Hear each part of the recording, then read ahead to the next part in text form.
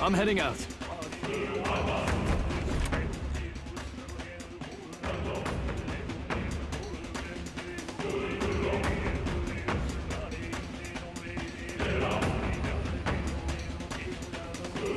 Such a countenance.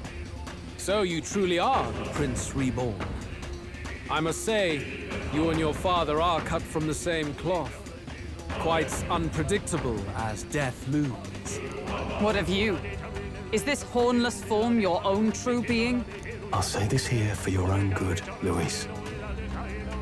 Hand over the royal scepter. Only the one who has earned the people's support is fit to be king. You and us.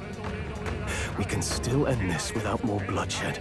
No path forward is bloodless. The king may have avoided it, but the people will only shed his shed. That has been this country's crime for too long.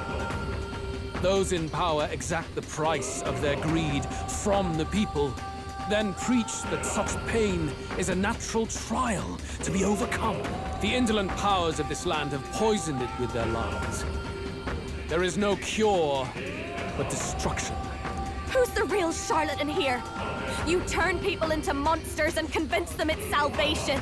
Even Sorba, your most loyal vassal, you twisted into a monster. You promise protection to your devoted, yet always fall short of the mark. I have never lied. I swear upon my name, it is one of the greatest trespasses I can imagine. Have you never wondered why the king's magic is so strong in force? Or why the royal scepter can only be used by those who bear the public's favor? One royal hand clutching one bejeweled rod does not alone accomplish such wonders of magic. But what if it drew magic not from its wielder, but from the masses? That is the truth. The royal scepter is a divine relic that absorbs Magla from people across the kingdom. And thus, the royal magic's power is near inexhaustible. Such has been the royal family's tradition for centuries, generations upon generations. Do you know what this means? Magla is mortal anxiety, which means that the people of this country now have no choice but to perpetually direct their anxiety to the king, simply to stay safe. Absurd. And how do you explain the people of the capital going mad? It was no madness that took them. The Magla spews from their helpless hearts at a rate far greater than the scepter can absorb. Hence the stagnation. The behavior now on full display is their inborn, true nature. When they cannot control their fears, they lash out at neighbor and outsider alike. And that is mortal weakness. That's who they really are.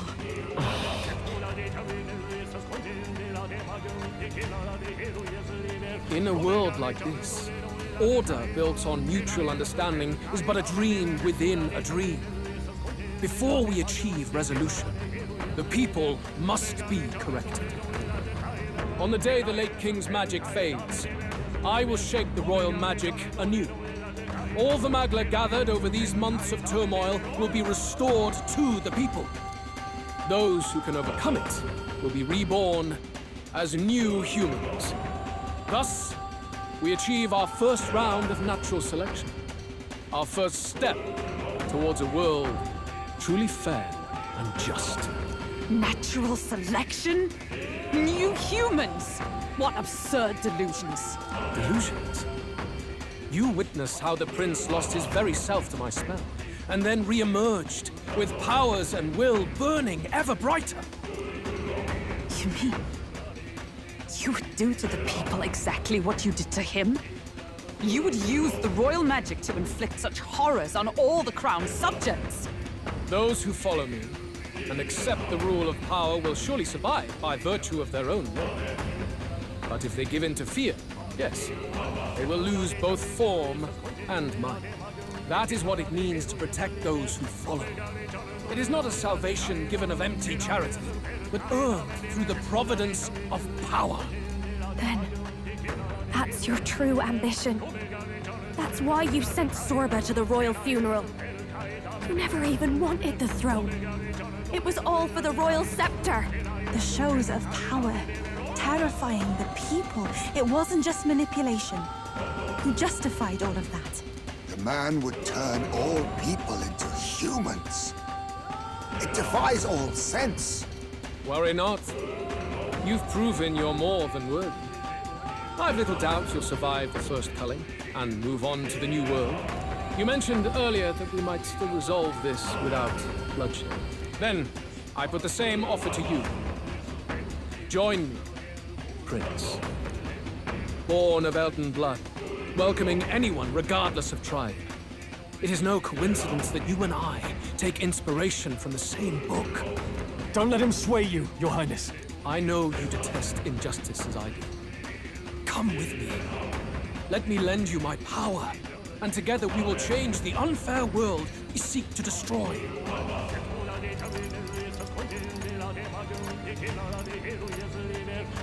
I don't seek to destroy this world or any other. Exactly!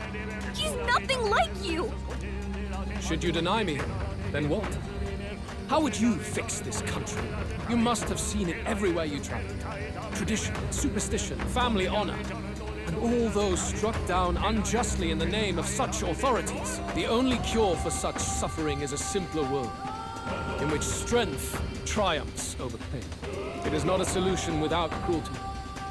But surely the fairness it would restore to our lives is worth any sacrifice. Come with me, and we can realize this dream. What say you? The fairness you speak of is false. He's got the right of it, Luis. It's not even about what'll be sacrificed. It's about having respect for what the dream costs. And you've got none of that.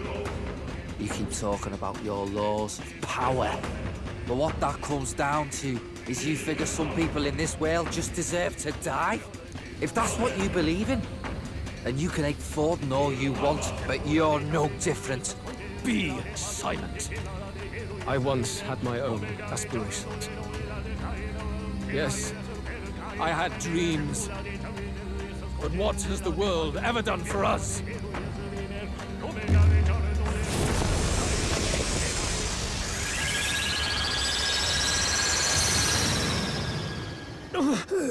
What's happening?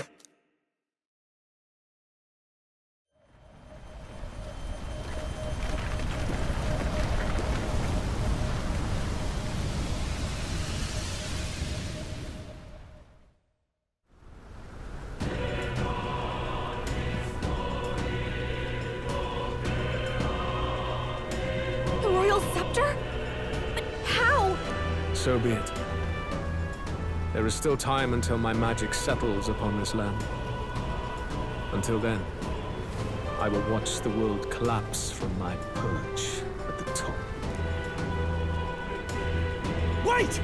Luis! I have done this for their sakes, not for mine. History and the will of the people will prove that. If you have the strength to weather this storm and come to me, I will deem you a worthy opponent. It will be a mercy to you, at the very least.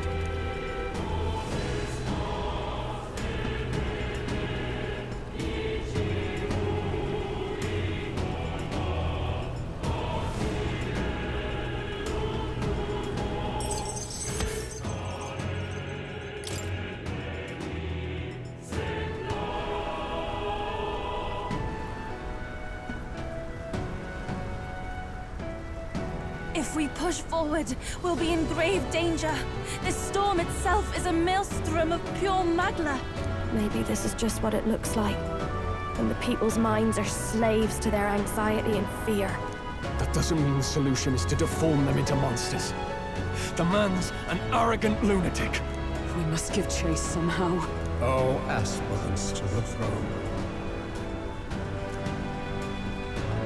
This voice... Your Majesty? The royal scepter has been taken. Luis now wields the royal magic to his own dark ends. Luis was one step ahead of us. We did not expect him to seize and use the scepter before the final deadline. His magic will be set in motion on the very day that the new king is to be decided. Such is the decree. So it's just as Louis said. He won't let this campaign end any way but his. Bastard always loved making a spectacle of this. Your Majesty, you were killed by Louis yourself. Doesn't it matter to you that he may succeed as king? I had sought death long before he granted it. You wished for your own death? But why? The ideals I once believed in, I no longer had the power within me to fulfill them. Thus, I ensured my very life would serve as key to activate the royal magic. Should revolutionary fervor seek to destroy my regime, should Luis or any other malcontent take my life, therein would lie the catalyst. Thus would I appear, on a day so appointed, with form and voice, given life by royal magic. I see. No wonder the magic survived even the prince's reawakening. It was never a matter of retaliation against the church or anything of the sort. You truly wished to pass the crown to whoever the people elected of their own will. Oh, Prince. My son. If thou wouldst inherit the kingdom, thou must stop Luis. That is a trial befitting one who would take the throne. His Majesty's Magla has faded. I guess that's it. It really is up to us to save this land's future. Luis is just ahead. We have to find a way to get beyond this storm, reckless or not. Let's fall back to the royal capital for now, so we can come up with a strategy.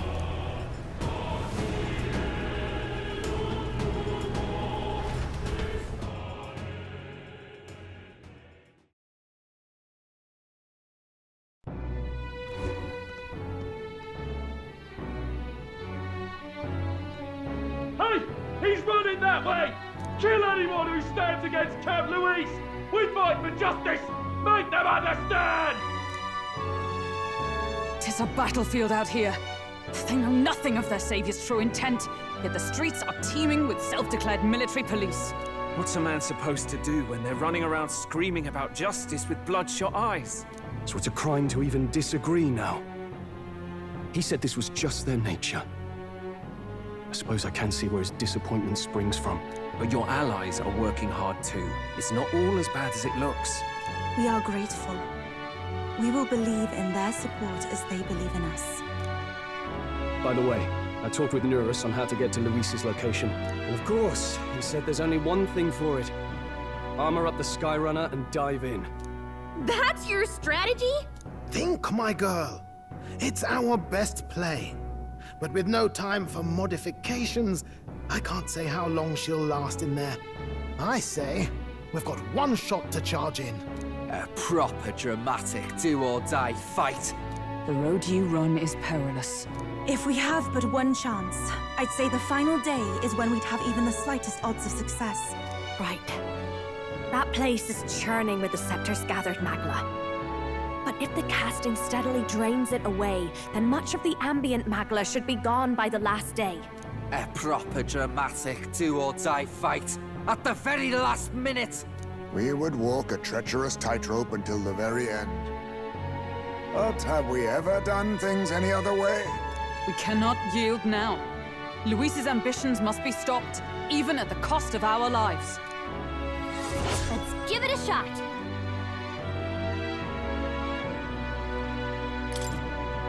You worked out some more of the truth, yes? Can you tell me more about what happened at the Royal Palace?